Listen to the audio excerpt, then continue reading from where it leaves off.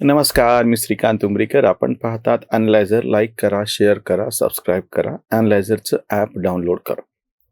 सर्वोच्च न्यायालयाने तामिळनाडूतल्या एका प्रकरणात च्या संदर्भामध्ये जेव्हा की त्या ठिकाणी सगळ्याच आर्थिक स्तरातील ग्राहकांना फुकट वीज देण्याचा राज्य सरकारचा प्रस्ताव तिथल्या वीज कंपनीने त्याला आव्हान दिलं आणि त्याच्यावरती एक निरीक्षण आपलं नोंदवत असताना अजून अंतिम निकाल ते यायचा आहे. सरन्यायाधीश सूर्यकांत, त्याच्यानंतर न्यायमूर्ती जयमाल्या बागची आणि न्यायमूर्ती विपुल पांचोली यांच्या खंडपीठानं जे फटके लगावलेले ते सगळ्याच राज्यांसाठी आहेत.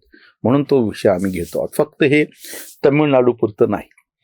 फुकटाफाकटीच्या रेवड्या वाटप करणे, फुकटाफुकटीच्या योजना राबवणे, हे सगळं करदात्याच्या पैशाचा अपमान कसा आहे. आणि जी राज्य म्हणजे त्या तमिळनाडू असो, अगदी आपलं महाराष्ट्र असो, उत्तर प्रदेश असो, मध्य प्रदेश, कुठलीही भाजप प्रणित राज्य घ्या, विरोधकांची राज्य घ्या, त्याच्यात काहीच फरक नाही. लाखो रुपयाचं कर्ज, 9 लाख कोटी 9.5 लाख कोटीचं कर्ज आपल्यावर सुद्धा आहे. कर्जामध्ये राज्य आहेत. तुम्ही तुमच्या म्हणजे जे कर्नाटकामध्ये अतिशय गंभीर असा प्रसंग उद्भवला होता, किंवा हिमाचल प्रदेशमध्ये सुद्धा, की कर्मचाऱ्यांना द्यायला पगार नाही, किंवा पश्चिम बंगालमधलं उदाहरण आहे की तुम्ही तुमच्या राज्य कर्मचाऱ्यांना जो DA देता आणि केंद्र सरकार ह्याच्यामध्ये जो डिफरन्स आहे हजारो कोटी रुपये, आणि त्याच्यासाठी तुमच्याकडे कसे पैसे नाहीत.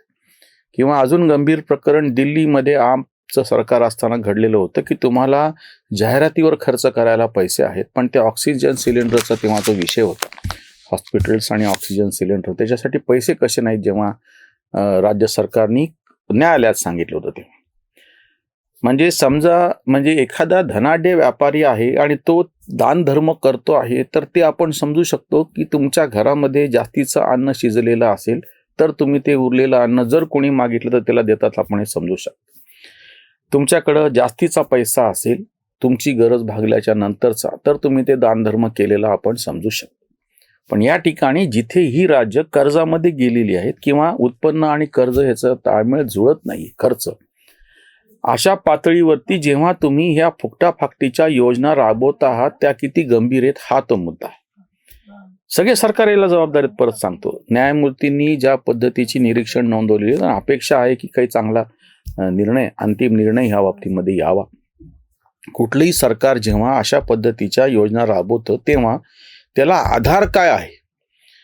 जर तुम्हाला उत्पन्न होणार असेल, इकडं तुमचं राज्य कर्जामध्ये आहे. आणि अजून एक गंभीर निरीक्षण आलेले की जे आम्ही संरचनांच्या बाबतीमध्ये आधीपासून मांडत होतो, किंवा कोरोनाच्या काळामध्ये आपल्या अर्थमंत्री निर्मला सीतारामन यांनी जेव्हा त्यावेळेसची गोष्ट, कोणालाही डायरेक्ट पैसे न देता संरचनांवरती जर पैसे खर्च केले तर त्याचे रिटर्न जास्त मिळतात असं मांडलं होतं. तेव्हा तथाकथित सगळे अर्थतज्ञ किंवा जोगसत्ताचे कुतर्क बुद्धी असलेले, वैचारिक दारिद्र्यता असलेले संपादक हे सगळे बोंबा मारत होते.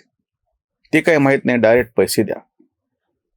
त्याच्या नेमकं उलट तुम्ही प्रत्यक्ष सगळ्या संरचना आणि रोजगार निर्मिती कशी जास्त होईल, नोकरी निर्मिती म्हणत नाही मी शब्द, न्यायालयाने पण अतिशय गांभीर्यानं हा प्रश्न विचारलेला आहे की राज्य सरकार रोजगार निर्मिती, रोजगार वाढीसाठी प्रयत्न का नाही करत. सगळ्यांना भिकेला लावायचं आणि सार्वजनिक पुरुषार्थाचं खच्चीकरण असा शब्द जेव्हा ते रेशनवरती फुकट धान्य वाटप करणे काय, किंवा खात्यामध्ये पैसे देणे काय, ह्या सगळ्याच्या संदर्भामध्ये शेतकरी संघटनेनं वापरलेला होता. हे म्हणजे सार्वजनिक पुरुषार्थाचं खच्चीकरण आहे. तुम्ही जर अशा पद्धतीनं धान्य द्यायला लागलात, घरकुल योजना, सगळ्यातून झालं असं की तुम्ही आळशी बनवून टाकलं आणि तो माणूस कामच करायला तयार नाही, कारण त्याची प्रेरणाच नष्ट करून टाकली. सर्वसामान्यपणे त्याला जगायचं असतं. आज म्हणजे खरं तर सुदैवानं म्हणा का तंत्रज्ञानाच्यामुळं दुर्दैवानं म्हणा अशी वेळ आलेली आहे. आम्ही मागच्याही व्हिडिओत सांगितलं होतं की जगातली सगळी लोकसंख्या आहे त्या जागी बसून 2 वेळचं खाऊ शकेल इतकं धान्य पिकतं आहे. त्याला काहीच करायची गरज नाही. जे काही कष्ट करणारे लोक आहेत त्याच्या जीवावरती हे 750-800 कोटी जगातले लोक 2 वेळचं खाऊ शकतील इतकं धान्य पिकलेलं आहे.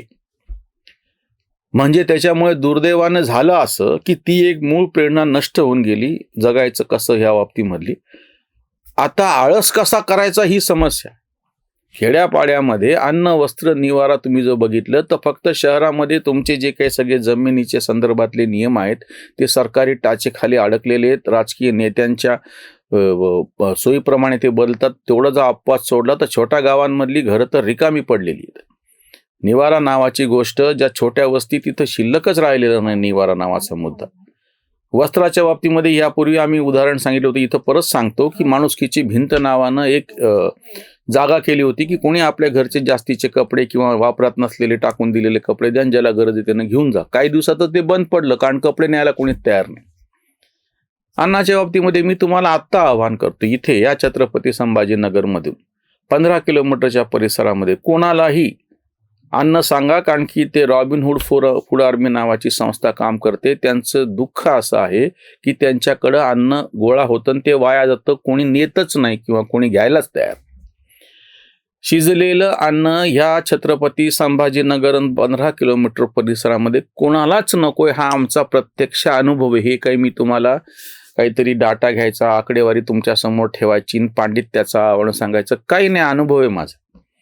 तुम्ही साधा प्रयोग करा. तुमच्याकडं काम करणारी मोलकरीण किंवा तुमच्या आजूबाजूचं तुमच्या दृष्टीनं जो गरीब आहे त्याला म्हणा की माझ्याकडे इतकं तयार शिजलेलं अन्न नेतो का. एक तर तो नेत नाही, किंवा इतकी उपर मजबुरीत नेलं तर तुमच्या घरातून बाहेर पडला, तुमच्या दृष्टीआड झाला की कुठल्या तरी उकरड्या टाकून निघून जातो, पण घरी नेत नाही. ही परिस्थिती का आली? कारण की ती भूक भागलेली आहे. दुसरी गोष्ट वस्त्र आणि छोट्या गावांमध्ये निवारा. शहरांमध्ये निवाराचा प्रश्न आहे, कारण की ते जमिनीचे सगळे नियम तुम्ही अडकून ठेवलेले आहेत. हे जे फुकटा फाकटी सगळं करून ठेवल्याच्या नंतर पुरुषार्थाचं खच्चीकरण झालं. त्याच्यामुळे दुसरा एक तोटा असा व्हायला लागला की ज्या कोणी कष्ट करायचे आहे त्यानं कष्ट केल्यामुळे संपत्तीचं निर्माण होणार आहे. संपत्तीचं निर्माण झालं तर त्याचं वाटप करता येणार आहे. या सगळ्या फुकटच्या रेवड्या वाटप करण्यामधून जर तुम्हाला काम करण्याची प्रेरणा नष्ट होऊन गेली. दुसरी अडचणीची गोष्ट आहे, सगळ्या समाजवादी व्यवस्थेमध्ये वाटप कसं करायचं आणि गोरगरिबाचं कल्याण कसं करायचं ह्याच्यातच भर दिल्यामुळे प्रत्यक्ष संपत्तीचं निर्माण कसं करायचं याच्याकडे दुर्लक्ष झालं. मग ह्या सगळ्या समाजवादी नेहरू व्यवस्थेत, लोक कल्याणकारी व्यवस्थेमध्ये मुळात म्हणजे ज्याला आपण म्हणतो संपन्नता निर्माणच कशी व्हावी, आणि जर निर्माण नाही झाली तर मग त्याचा वाटपाचा मुद्दा येईल पुढं. त्याच्यामुळे न्यायालयाने हे जे कान उपटलेले आहेत ते अतिशय योग्य आहेत. त्याच्यावरची ही उसंतवाणी. फुकट रेवड्या वाटण्याचा छंद कोर्ट म्हणे बंद करा आता. करदात्यांचा हा घेऊन या पैसा भिकारडा कैसा खेळ सारे. नको सवयही अशी फुकटाची लत आळसाची लागणार. खऱ्या गरजूला मदत करावी तीच समजावी देवपूजा. उघड्याला वस्त्र भुकेल्याला अन्न यापेक्षा न भिन्न भूतदया.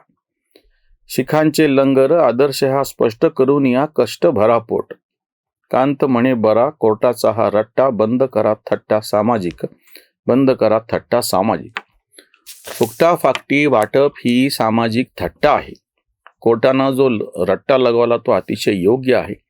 जसं शीख धर्मामध्ये भिकारीच नाहीत, कारण की त्यांच्याकडे भीक मागायला परवानगीच नाही. ज्या कोणाच्या पोट पाण्याचा प्रश्न आहे त्यानं त्या प्रत्यक्ष गुरुद्वाऱ्यामध्ये जावं, त्या लंगरमध्ये जेवावं, आणि ज्याला काम त्याच्यासाठी तिथे पूर्ण काम उपलब्ध आहे. त्याच्यासाठीच नाही, कोणालाही तुम्ही ते बूट पुसा, तुम्ही साफसफाई करा, तुम्ही त्या प्रत्यक्ष त्यांच्या स्वयंपाकघरामध्ये काम करा, तुम्ही त्या पूजा अर्च्यामध्ये बसा, कुठलंही काम तिथे प्रत्येकाच्या हाताला काम देण्याची त्यांनी व्यवस्था केली. आणि त्याचा परिणाम असा तुम्हाला दिसतो की पूर्णपणे भिकारी नावाची गोष्ट शिखांनी हद्दपार करून टाकलेली त्यांच्या सगळ्या धर्मपंथातून. हाच मोठा आदर्श सगळ्यांनी घ्यायला पाहिजे. हे सगळे भीक मागे धोरण पूर्णपणे बंद करून टाकायला पाहिजे. पुरुषार्थाचं खच्चीकरण न करता पुरुषार्थ जागृत करणे, सगळ्यांनी मिळून काम करणे. कामामुळे संपत्ती निर्माण होते, त्याच्यातून कर मिळतो, आणि ज्याला आपण म्हणतो की संरचना इन्फ्रास्ट्रक्चरची कामं मोठ्या प्रमाणामध्ये होणे हे जास्त आवश्यक आहे. कोर्टानं मारलेला हा जो रट्टा आहे तो अतिशय योग्यच आहे. इथेच थांबूयात. धन्यवाद. जागृतीचा विधाय